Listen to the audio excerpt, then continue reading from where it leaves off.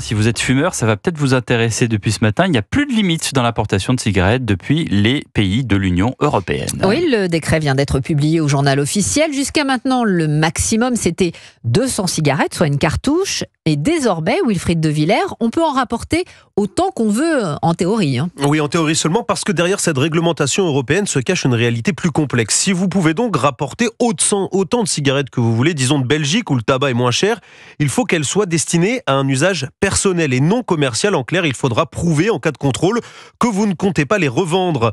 Ces cigarettes et ces contrôles des douanes vont être renforcés avec la possibilité pour les agents de saisir les marchandises et de verbaliser les particuliers s'il y a le moindre doute.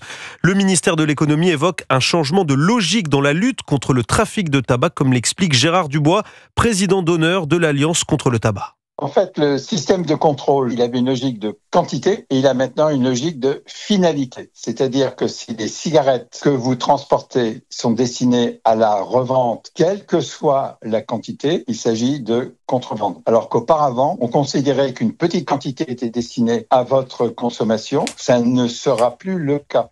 Le décret renforce ainsi les critères sur lesquels peuvent se baser les douaniers pour s'assurer que les cigarettes sont bien destinées à un usage privé. Ils pourront notamment vérifier la destination du détenteur de cigarettes, son activité professionnelle aussi, ainsi que l'emplacement des produits dans le véhicule. Autre projet porté par le ministère de l'économie, une harmonisation des prix du tabac à l'échelle européenne.